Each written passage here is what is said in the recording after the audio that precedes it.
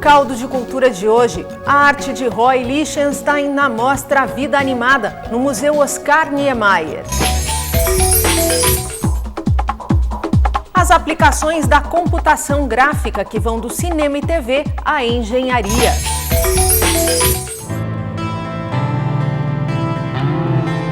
E no quadro Dê Ouvidos, a música da banda Pleiade.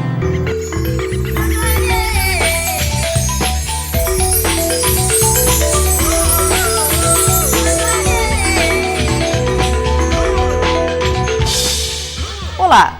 A cultura de massa e o universo imagético norte-americano, temas recorrentes no trabalho do artista plástico Roy Lichtenstein, um dos ícones da arte pop.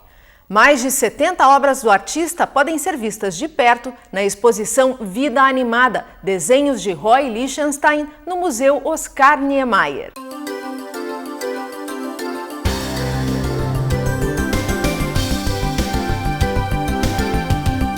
A exposição Vida Animada reúne 78 obras que cobrem 35 anos da trajetória de Roy Lichtenstein. Convidamos o professor da UFPR e artista plástico Geraldo Leão para uma visita à mostra. Aqui estão desenhos e colagens de um dos maiores nomes da pop art, movimento que surgiu no fim dos anos 50 e que chegou ao auge na década seguinte. A pop art é um movimento, né? A pop vem de popular, né? Foi cunhado por um crítico inglês britânico chamado Laurence Allway, no final dos anos 50, 59, se não me engano. E a ideia era justamente nomear umas colagens, os trabalhos de um artista britânico chamado David Hamilton, que construiu umas colagens que, diferentemente das colagens do Picasso, do cubismo, das colagens das belas artes, né, trabalhava com temas muito banais, tirados de revistas populares, temas do cotidiano, né. Então, isso logo foi muito bem aceito nos Estados Unidos, porque pelo próprio ambiente cultural propunha aos artistas o entendimento, né, a aceitação desse tipo de atitude, quer dizer, tirar a arte, as belas artes, né, do pedestal, daquela situação de atividade aristocrática para o mundo daqui e agora, das pessoas comuns. Os artistas pop se identificavam com o ambiente comercial das cidades, com a aparência dos produtos industriais. Na produção, inseriam temas relacionados ao consumo de massa, fotos de jornais, anúncios coloridos, letreiros, histórias em quadrinhos, cinema.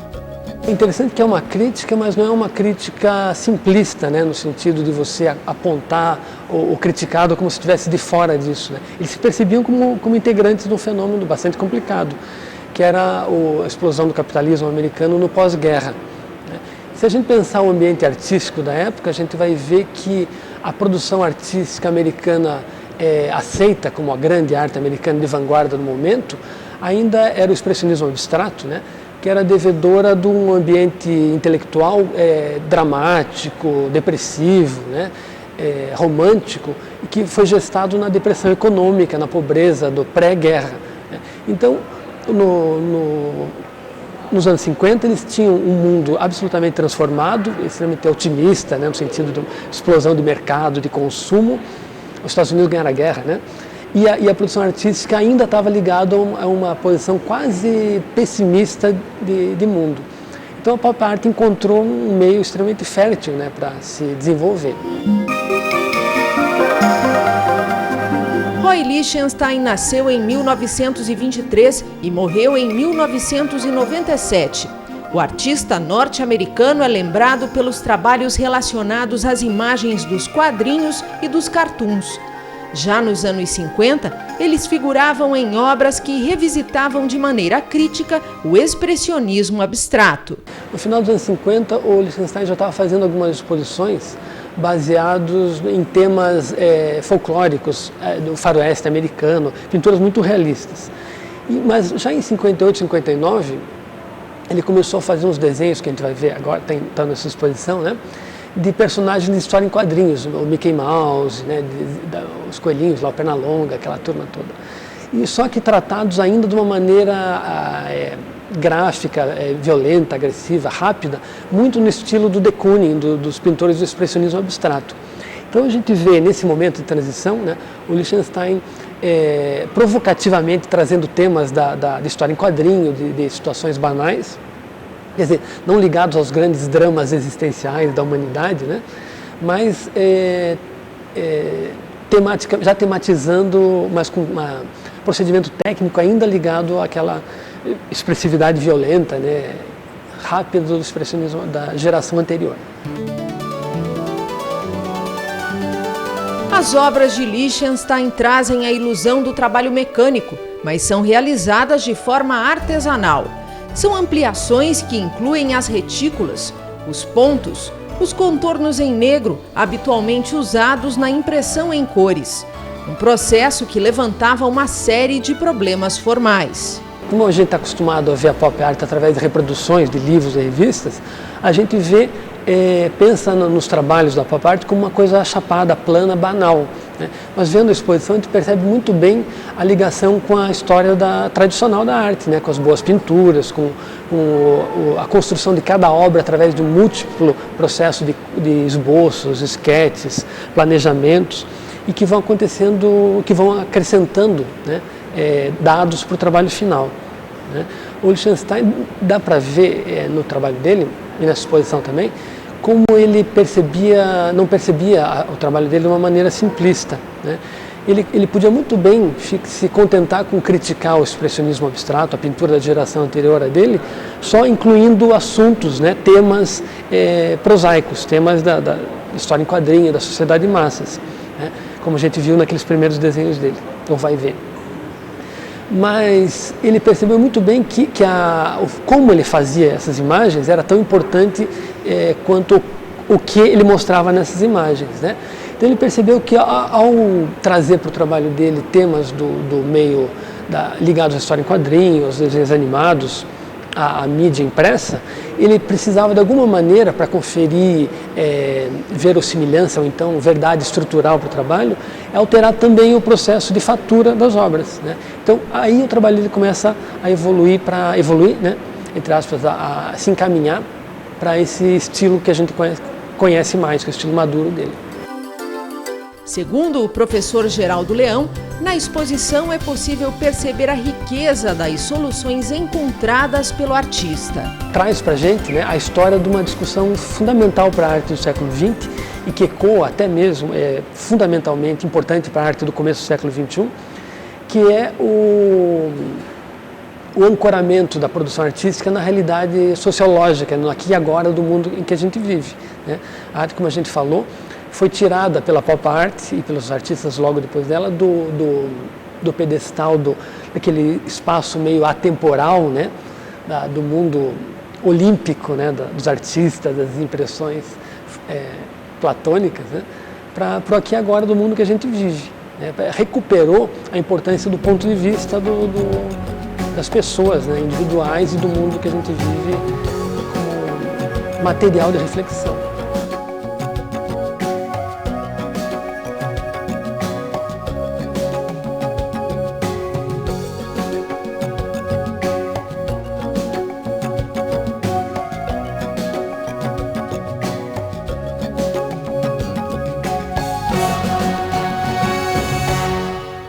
Ela está em videoclipes mirabolantes, nos filmes de ação, nas vinhetas de TV.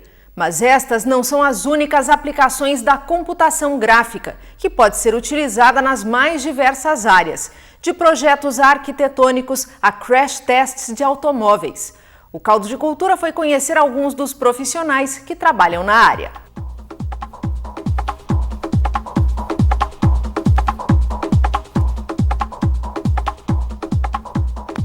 Caminhar através de edifícios que ainda não foram construídos, observar modelos de projetos, fazer simulações e animações. Tudo isso é possível através da computação gráfica. Ela é baseada em técnicas e princípios matemáticos. Existem programas específicos que permitem a geração de equações e a produção das imagens. A computação gráfica tem hoje, nos softwares, uma facilidade de uso muito grande, mas por trás de cada um desses softwares de fácil uso, para pintura, para animação, para filmes, né, de certo modo, mesmo para computação científica ou computação para engenharia. Existem uma modelagem matemática para cada coisa. As curvas são modelos matemáticos, os encontros das superfícies, as interseções, são todos cálculos feitos e algoritmos que são produzidos aí e tratados dentro do computador e que geram uma imagem visível, inteligível, né? No Centro de Estudos de Engenharia Civil da UFPR, a computação gráfica tem diversas aplicações. Este é um software criado no SESEC para a educação. Ele simula situações que serão estudadas pelos alunos de engenharia. A computação também é uma ferramenta para o desenvolvimento de projetos e a análise de estruturas. Na engenharia, eles são usados, então, para tratamento dos dados, com também a parte visual, e processamento e pós-processamento de resultados, onde a pessoa, por exemplo, com o auxílio da cor, detecta os problemas principais de uma estrutura de uma torre de transmissão, ou de uma barragem, ou mesmo de alguma peça específica de um automóvel, ou às vezes um implante dentário.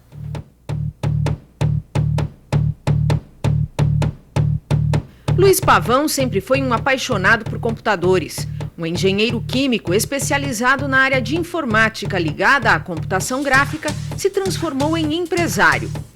Ele passou pela publicidade e agora faz trabalhos voltados especialmente à engenharia mecânica, de produtos e à manufatura. Os softwares que a gente usa aqui, por exemplo, a gente pode fazer um projeto de uma engrenagem, né, ou de um eixo que vai numa máquina, simular o funcionamento cinemático desse eixo e dessa engrenagem, e também qual o comportamento desse eixo quando ele está sujeito a determinados esforços, né, cargas, forças, e verificar se a geometria dele está adequada a esse projeto e também se essa geometria suporta, né, um esforço de tantas toneladas, se um motor de tantos HP vai estar produzindo um torque necessário para ele funcionar do jeito adequado, né? E então daí a gente está unindo o aspecto matemático, o aspecto de engenharia, né, na geração do protótipo virtual. A criação de objetos no mundo virtual é complexa. Parte do storyboard passa pela construção das formas, iluminação e texturização. Depois a gente vai definir a câmera, ou as câmeras que vão estar presentes nessa cena. Então, se for uma câmera e um caminho que essa câmera vai estar percorrendo, normalmente a gente chama de walkthrough, ou seja, a câmera é presa num caminho, tá? E a câmera vai passeando por esse caminho e em determinados pontos chaves desse caminho é gerada uma imagem. Essas imagens elas são ligadas uma à outra e são passadas na sequência. Com isso a gente tem a noção do filme. Sérgio Dias é designer formado pela Universidade Federal do Paraná. Ele usa a computação gráfica em televisão e aqui prepara o programa Pé no Rio. As próprias imagens que a gente já tem, a gente pode fazer interferências nela. Aqui tem uma parte que a gente chama de câmera federal, a gente tem a parte de placar, que a gente fez todo no After Effects. As animações também dos mapas que a gente fez, a gente trouxe para cá. Na verdade, deixa o programa mais atraente e também deixa o programa com mais ritmo, né? Para o designer, o principal objetivo do uso dos recursos visuais é facilitar a comunicação com o espectador. E a atualização do profissional é fundamental. É preciso que você esteja sempre com os melhores equipamentos, lógico, vai te ajudar, vai te dar um acabamento melhor. Mas o que vai mandar é a criatividade, né? É isso que, no final, é isso que vai ser o diferencial, porque todo mundo pode mexer com Premiere, um After Effects, um Final Cut, mas a criatividade, essa você não tem, até tem o treinamento, mas você não compra ela, você adquire mesmo, ou você tem.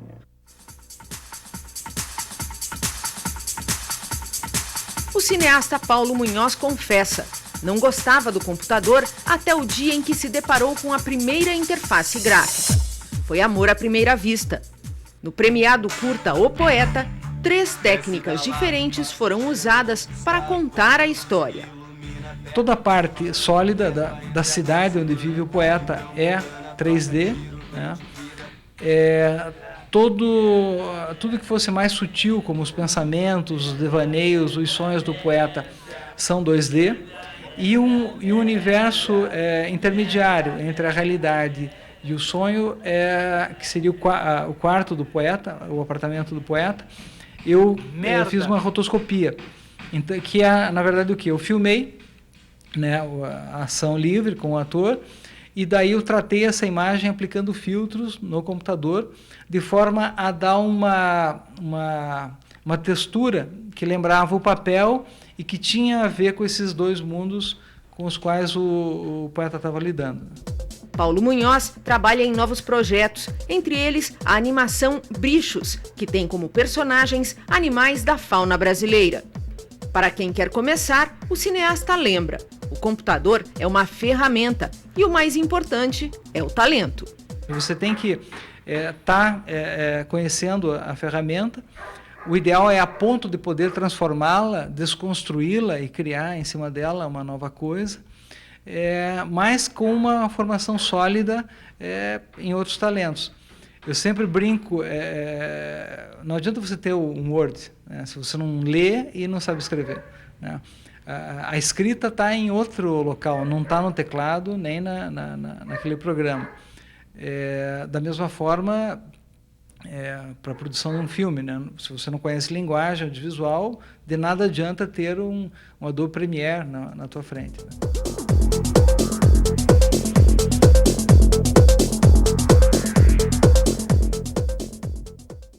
Daqui a pouco, a banda Pleiade é a convidada no quadro Dê Ouvidos.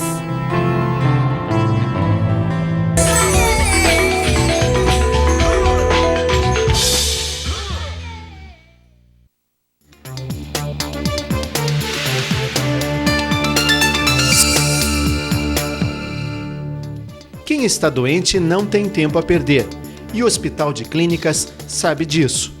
Então, para diminuir as longas filas, foi criado um novo sistema de atendimento. Se não for emergência, a unidade de saúde da prefeitura mais perto da sua casa resolve o problema. Agora, se o seu caso é uma urgência, dirija-se rapidamente ao posto 24 horas do seu bairro.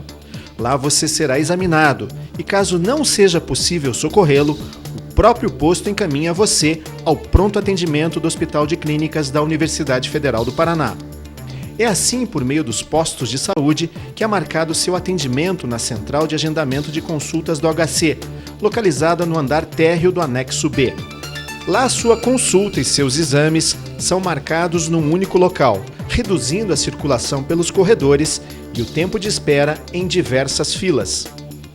Esta central de agendamento também oferece um ambiente mais adequado e com maior conforto, proporcionando um acolhimento digno e humanizado, com mais qualidade, respeito e rapidez, que é muito importante para quem está doente.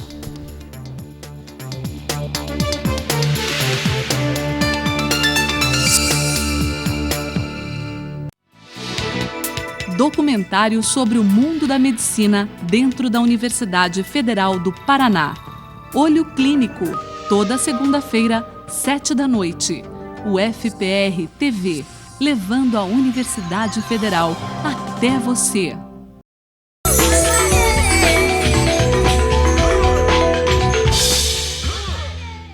As influências da banda Pleiade são as mais variadas, do country alternativo até o que se conhece como pós-rock. O grupo, formado por Cláudio Pimentel no início da década de 90, é a atração de hoje no quadro Dê Ouvidos.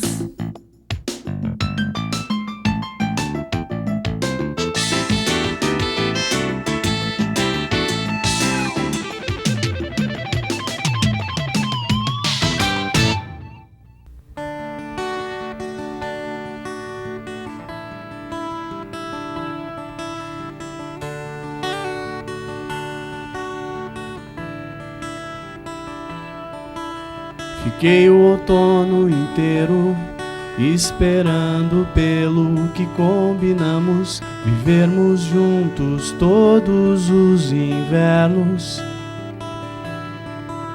De tão ansioso não percebi o outono que tanto amava. E quando o inverno chegou sozinho, Troquei todas as estações pela solidão sepulcral de meu quarto.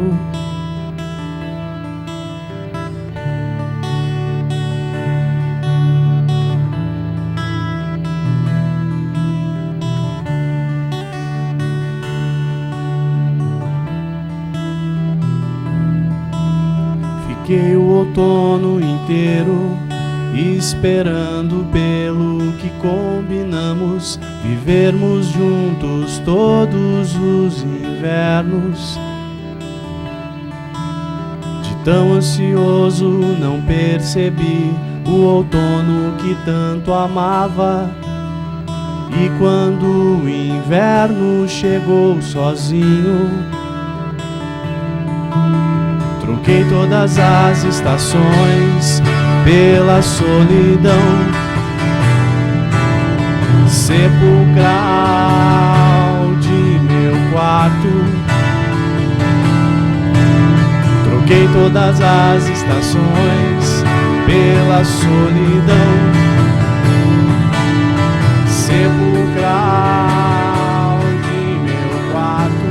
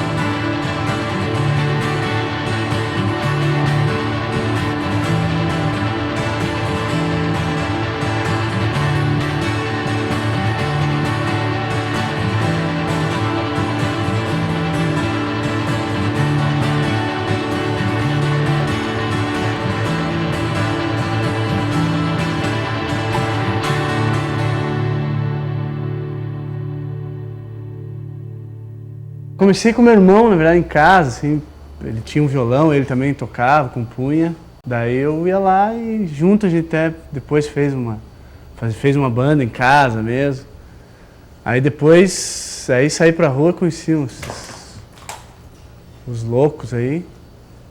Daí que eu comecei a montar a play. Mas ninguém sabia tocar direito, então era muito cru, assim, muito bom, mas era bacana.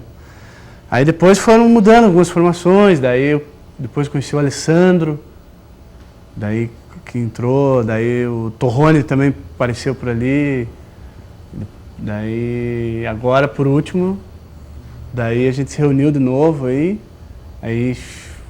eu e o Luciano, sempre que eu ia na casa dele, a gente já fazia umas piras lá, daí ele também entrou, daí o Guto também, eu vi ele, né, sempre vi ele tocando aí. Daí chamamos o Igor agora também fazer uns metais e tal. E daí começamos a fazer umas músicas novas, a compor junto, assim, mais com um grupo, assim. Aí ficou mais bacana, assim, mais...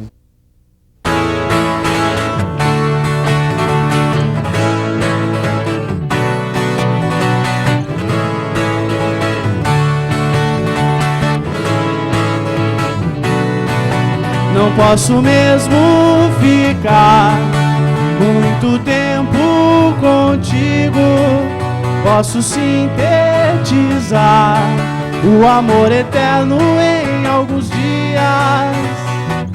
Pra começar, eu não sei onde vai parar essa desvairada paixão pelo desvario. Mas também não sei o que é que você quer. Uma felicidade plena que acabe, ou nunca ser feliz de verdade.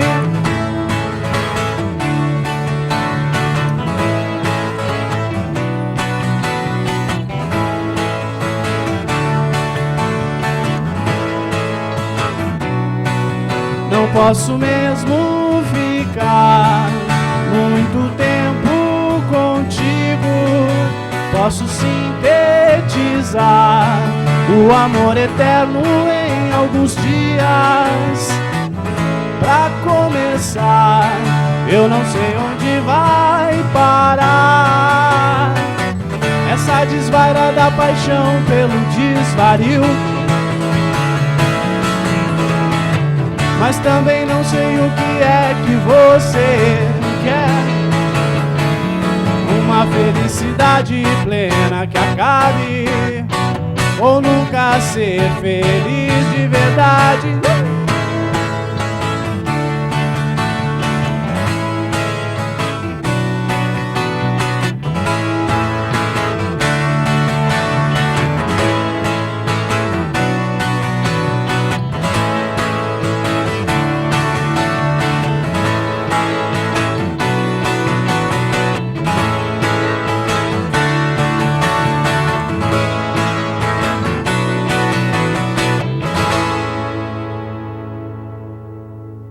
Foi no começo dos anos 90 que eu formei a primeira banda, que era o Loveless, que é o nome tirado do disco My Blood Valentine, que eu gostava bastante. E comecei tocando baixo, na verdade. Depois passei para guitarra, aí com o tempo foi aprimorando algumas coisinhas, né? O Cláudio me convidou para entrar no Play agora, nessa nova formação, e eu gostei da ideia, porque é sempre legal você poder tocar músicas próprias, né? Ele é um grande compositor, as músicas são dele, do Luciano, do Alessandro.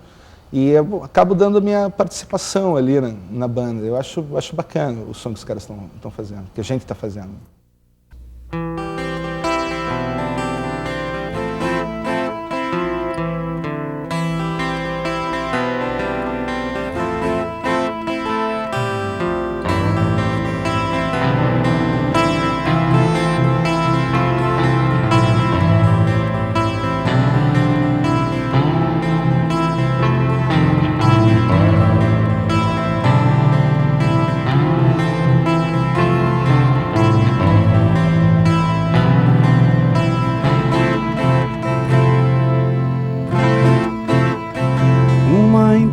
Essa vida se manifesta à minha volta. É a lua que foge para além dos edifícios, e o piscar de suas inúmeras janelas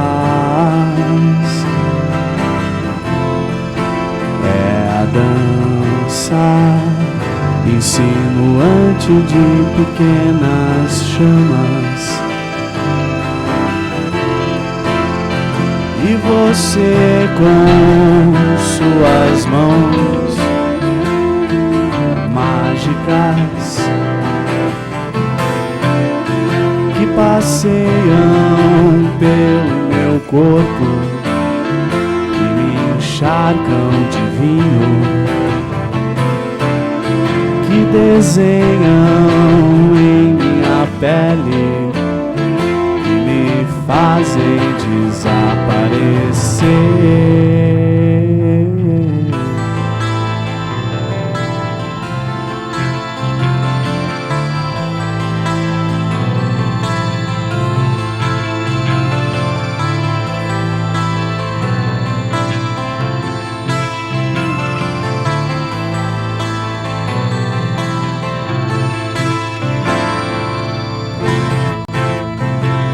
Intensa vida se manifesta à minha volta.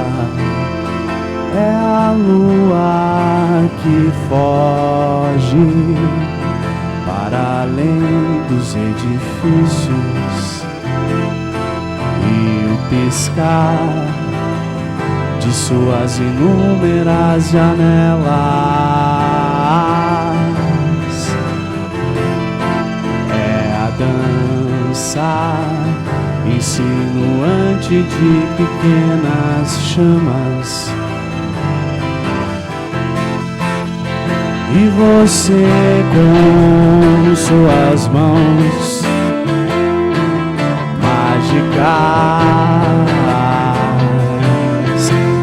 passeiam pelo meu corpo, que me encharcam de vinho,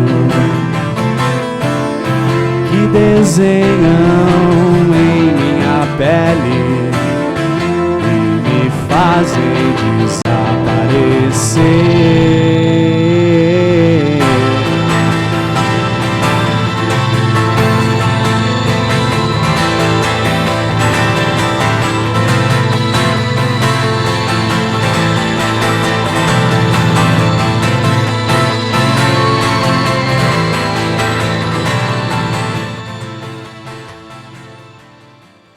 E o Caldo de Cultura de hoje fica por aqui. Envie suas críticas e sugestões para o programa pelo e-mail caldodecultura@ufpr.br. Até a próxima!